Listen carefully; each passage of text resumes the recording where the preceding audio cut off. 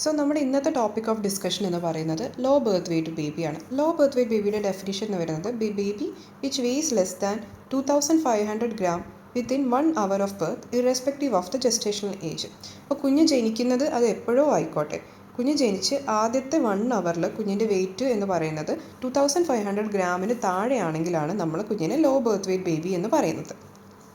നമുക്കതിനൊരു grading ഉണ്ട്. If the weight is more than 3500 gram, the baby is considered as obese.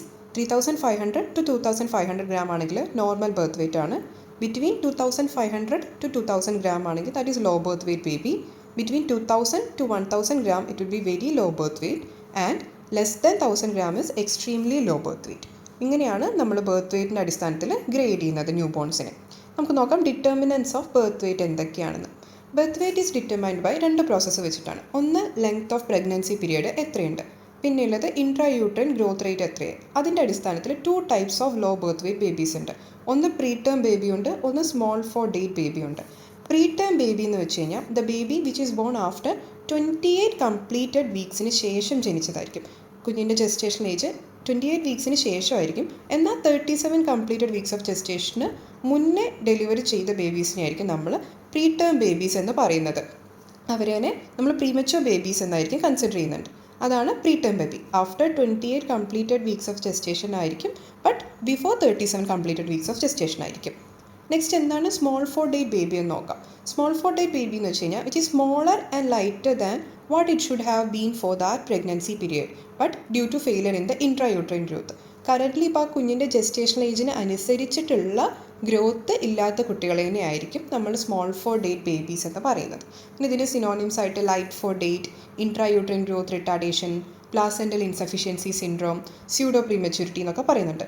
അതുകൊണ്ട് തന്നെ low birth weight can result either from pre ടേമിൽ നിന്നോ വരാം, അല്ലെങ്കിൽ IUGR അല്ലെങ്കിൽ ഇത് രണ്ടിൽ നിന്നോ വരാം. മെയിനായിട്ട് വരുന്ന ലോ ബർത്ത് വെയ്റ്റ് ഇൻഫൻസിൻ്റെ പ്രോബ്ലംസ് എന്തൊക്കെയാണെന്ന് നമുക്കൊന്ന് നോക്കി നോക്കാം.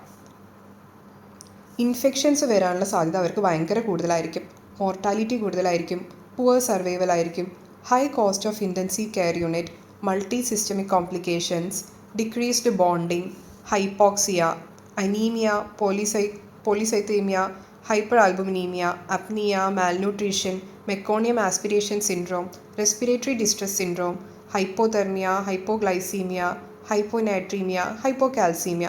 ഇത്രയും പ്രോബ്ലംസ് ലോ ബർത്ത് വെയ്റ്റ് ഇൻഫൻസിന് വരാനുള്ള ചാൻസ് കൂടുതലാണ്. ഓക്കെ, ഇനി നമുക്കിതിൻ്റെ ഇമ്പോർട്ടൻസ് നോക്കാം. Low birth weight it is the single most important determinant for the survival, growth and development of the infant. അതുകൊണ്ട് ലോ ബർത്ത് വെയ്റ്റിന് അത്രയും ഇമ്പോർട്ടൻസ് ഉണ്ട്. So the survival chance of a newborn is directly proportional to the birth weight. ബർത്ത് വെയ്റ്റ് കൂടുതലാണ് വെച്ചെങ്കിൽ കുട്ടി survive ചെയ്യാനുള്ള റേറ്റ് കൂടുതലാണ്. ലോ ബർത്ത് വെയ്റ്റ് കുറഞ്ഞു കഴിഞ്ഞാൽ സർവൈവൽ റേറ്റും കുറയും. അതുകൊണ്ട് ബർത്ത് വെയ്റ്റ് മെയിൻറ്റെയിൻ ചെയ്യേണ്ടത് നമുക്ക് ഇൻഫൻറ്റ് മോർട്ടാലിറ്റിയൊക്കെ കുറയ്ക്കാൻ ഭയങ്കര ആവശ്യമുള്ളതാണ്. നമുക്ക് നമ്മുടെ ഇതിൻ്റെ മാഗ്നിറ്റ്യൂഡ് നോക്കാം. കറൻ്റ്ലി ഇന്ത്യയിൽ പറയുകയാണെന്ന് വെച്ചെങ്കിൽ 33% ആണ് ഈച്ച് ഇയറിൽ ഇപ്പോൾ വരുന്നത്. ആസ് പെർ ഇന്ത്യയിൽ 33% ആണ് കറൻ്റ്ലി ലോ ബർത്ത് വെയ്റ്റ് ബേബീസിൻ്റെ കൗണ്ട് വരുന്നത്. അത് ഹോൾ വേൾഡിൽ വെച്ച് നോക്കുമ്പോൾ ഏറ്റവും കൂടുതലുള്ളത് ഇന്ത്യയിലാണ്. നെക്സ്റ്റ് നമുക്ക് ലോ ബർത്ത് വെയ്റ്റിൻ്റെ കോസസ് എന്തൊക്കെയാണെന്ന് നോക്കാം. 50% of the cases medical and social causes കാരണം വരുന്നതാണ്. ബാക്കി 50% എന്തുകൊണ്ടാണെന്ന് ഇതുവരെയും കണ്ടുപിടിച്ചിട്ടില്ല. അപ്പോൾ മെഡിക്കൽ കോസസിൽ മെറ്റേണൽ കോസസ് ഉണ്ട്, പ്ലാസെൻ്റൽ കോസസ് ഉണ്ട്, ഫീറ്റൽ കോസസ് ഉണ്ട്. മെറ്റേണൽ കോസസിൽ all are high risk mothers except diabetic mothers. High risk കാറ്റഗറീസിൽ വരുന്ന മദേഴ്സിനൊക്കെ ലോ ബർത്ത് വെയ്റ്റ് ബേബീസ് ഉണ്ടാവാനുള്ള സാധ്യത ഭയങ്കര കൂടുതലാണ്. പ്ലാസെൻ്റൽ കോസസിൽ വരുന്നതാണ് placental insufficiency, placenta praevia, premature separation of placenta, congenital defects of the placenta. Foetal കോസസിൽ ട്വിൻസ്, ക്വാഡ്രിപ്ലറ്റ്സ്, ട്രിപ്ലറ്റ്സ്, അതായത് മൾട്ടിപ്പിൾ ജസ്റ്റേഷൻസ് വരുന്നത് ഒരു കോസാണ്. പിന്നെ hydramnios, dwarfism, foetal abnormalities, intra uterine infections, chromosomal abnormalities ഒക്കെ. സോഷ്യൽ കോസസിൽ വരുന്നതാണ് poverty, illiteracy, ignorance, poor standard of living, lack of knowledge on family planning, early marriages, smoking or strenuous work during pregnancy. ഇതൊക്കെ social കോസസിൽ low birth weight ഉണ്ടാവാനുള്ള സാധ്യത കൂടുതലാണ്. പിന്നെ നമ്മൾ നേരത്തെ പറഞ്ഞ കുറച്ച് ടേംസ് ഉണ്ടായിരുന്നു. പ്രീ ടേം ബേബി എന്ന് വെച്ച് കഴിഞ്ഞാൽ 28 കംപ്ലീറ്റഡ് വീക്സിന് ശേഷമാണ്, എന്നാൽ 37 വീക്സിന് മുന്നേ ജനിക്കുന്ന കുട്ടികൾ. ടേം ബേബി എന്ന് വെച്ച് കഴിഞ്ഞാൽ after 37 completed weeks and before 42 completed weeks. Post term baby എന്ന് പറയുമ്പോൾ babies which are born after 42 completed weeks of pregnancy. ഇനി care of low birth weight babies എങ്ങനെയൊക്കെ കൊടുക്കണം എന്ന് നോക്കാം. ഇഫ് ദ ബേബിയുടെ വെയിറ്റ് എന്ന് പറയുന്നത് 2500 ഗ്രാമിന് കൂടുതലാണെന്നുവെച്ചെങ്കിൽ നമ്മൾ പറഞ്ഞു അത് നോർമൽ വെയിറ്റ് ആണ്. അപ്പോൾ നോർമൽ കെയർ അറ്റ് ഹോം കൊടുത്താൽ മതി കുഞ്ഞിന്. If the baby's weight is between 2500 gram to 2000 gram ആണെങ്കിൽ സ്പെഷ്യൽ കെയർ അറ്റ് ഹോം കൊടുക്കേണ്ടി വരും. ലെസ് ദാൻ 2000 ഗ്രാം ആണെങ്കിൽ require intensive neonatal care in the hospital. Less than 2000 gram and more than 1800 gram ആണെങ്കിൽ and they are stable haemodynamically അവർക്ക് require കൺകാരു mother care ആയിരിക്കും വേണ്ടി വരുന്നത്. അപ്പോൾ നോർമൽ കെയർ അറ്റ് ഹോമിൽ എന്തൊക്കെയാണ് വരുന്നത്? നോർമൽ ന്യൂ ബോണിന് കൊടുക്കുന്ന എസെൻഷ്യൽ കെയർ വേണം. Like all measures to prevent infections, hypothermia, malnutrition, ഇതൊക്കെ പ്രിവെൻറ്റ് ചെയ്യാനുള്ള കാര്യങ്ങൾ വീട്ടിൽ ശ്രദ്ധിക്കണം. സ്പെഷ്യൽ കെയർ അറ്റ് ഹോമിൽ നമ്മൾ മെയിനായിട്ട് 3 ഹെഡിങ്ങിൻ്റെ അണ്ടറിലായിരിക്കും പറയുന്നുണ്ടാവാം. അതായത് സ്പെഷ്യൽ കെയർ അറ്റ് ഹോം നമ്മൾ ആർക്കാണ് കൊടുക്കുന്നത്? 2500 ഗ്രാമിനും 2000 ഗ്രാമിനും ഇടയിൽ വെയിറ്റുള്ള കുഞ്ഞുങ്ങൾക്ക്. Prevention of infection, prevention of hypothermia and correction of malnutrition. ഈ 3 ഹെഡിങ്സിൻ്റെ അണ്ടറിൽ എന്തൊക്കെ ചെയ്യുന്നു നോക്കാം. പ്രിവെൻഷൻ ഓഫ് ഇൻഫെക്ഷൻസിൽ നമുക്ക് വരുന്നതാണ് കുഞ്ഞിന് ജെൻറ്റൽ ഹാൻഡ്ലിംഗ് ആയിരിക്കണം, മിനിമം ഹാൻഡ്ലിംഗ് ആയിരിക്കണം. ഒരുപാട് നേരം കുഞ്ഞിനെ എടുക്കുന്നതോ അങ്ങനെയുള്ള കാര്യങ്ങളൊന്നും വേണ്ട. നമ്മൾ ഹാൻഡിൽ ചെയ്യുമ്പോൾ with clean hands and no handling by sick persons. പിന്നെ handling by minimum number of person. ഒരാൾ തന്നെ അല്ലെങ്കിൽ വളരെ കുറച്ച് ആളുകൾ, 1-2 പേര് മാത്രം കുഞ്ഞിനെ എടുത്താൽ മതി. കൂടുതൽ ആളുകൾ മാറി മാറി എടുത്തു കഴിഞ്ഞാൽ അത് കൂടുതൽ ബുദ്ധിമുട്ടായിരിക്കും. ആൻഡ് കുഞ്ഞിനെ കിടത്തുന്ന room must be warm, clean and dust free. Immunisation to be given right in time. ഇത്രയൊക്കെയാണ് പ്രിവെൻഷൻ ഓഫ് ഇൻഫെക്ഷൻസിൻ്റെ അണ്ടറിൽ വരുന്നത്. ഇനി prevention of hypothermia. Bath is not given till the ബേബിയുടെ വെയിറ്റ് 2500 ഗ്രാം എത്തുന്നത് വരെ കുഞ്ഞിനെ കുളിപ്പിക്കുന്നില്ല. And the baby should be wrapped with clean, dry, warm cotton cloth.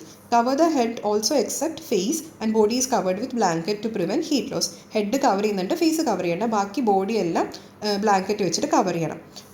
Bottles, warm water fill ചെയ്തിട്ടുള്ള ബോട്ടിൽസ് തിൻ ക്ലോത്ത്സിൽ കവർ ചെയ്തിട്ട് കുഞ്ഞിൻ്റെ 2 സൈഡിലും വെക്കാം. അല്ലെങ്കിൽ ബേബി വിത്ത് ബ്ലാങ്കറ്റ് ആകുമ്പോൾ, വിത്തൗട്ട് ബ്ലാങ്കറ്റ് ആണെന്നുവെച്ചെങ്കിൽ 60 കാൻഡിൽ ബൾബ് ബേണിംഗ് 2 സൈഡിലും വെക്കാം. ഇനി മാൽന്യൂട്രീഷൻ കറക്റ്റ് ചെയ്യാൻ വേണ്ടിയിട്ട്, since baby low birth weight ആയതുകൊണ്ട് ആക്റ്റീവായിട്ട് മദറിൻ്റെ മിൽക്ക് സക്ക് ചെയ്യാൻ പറ്റുന്നുണ്ടാവില്ല അത്ര ഫാസ്റ്റായിട്ട്. സോ ഒരു ഓൾട്ടർനേറ്റ് അവേഴ്സിലെങ്കിലും ബ്രസ്റ്റ് ഫീഡിങ് നന്നായിട്ട് കൊടുക്കണം.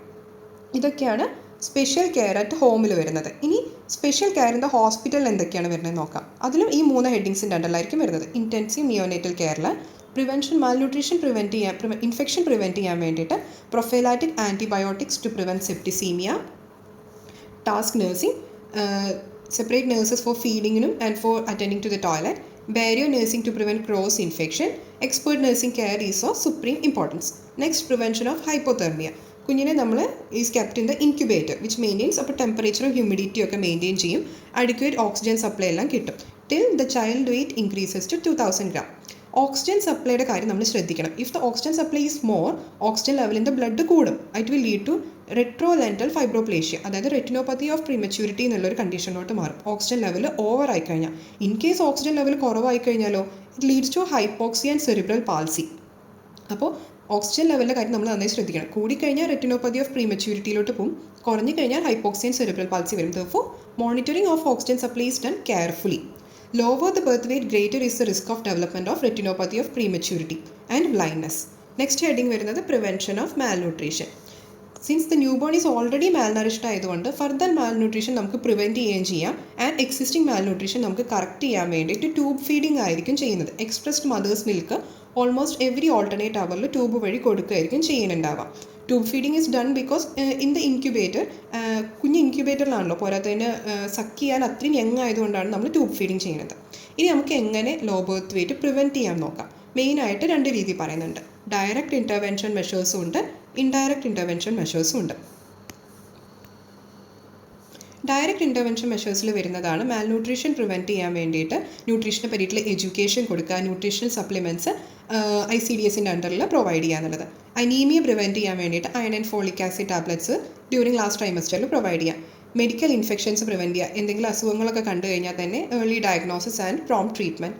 സ്ട്രെനസ് എക്സസൈസൊക്കെ അവോയ്ഡ് ചെയ്യുക. സ്മോക്കിങ്ങും ആൽക്കഹോളിസും അവോയ്ഡ് ചെയ്യുക. ഇൻഡയറക്റ്റ് ഇൻ്റർവെൻഷൻസിൽ വരുന്നതാണ് അതിൽ മെയിനായിട്ട് വരുന്നത് ഫാമിലി വെൽഫെയർ സർവീസസ് ആണ്. Deciding the age at marriage. Of course എന്തായാലും 18 ഇയേഴ്സിന് താഴെ ആയിരിക്കരുത്. Deciding the age at first child എപ്പോൾ വേണം എന്നുള്ളത്, 2 കുട്ടികൾക്കിടയിലുള്ള സ്പേസിങ് കറക്റ്റ് ആയിരിക്കണം.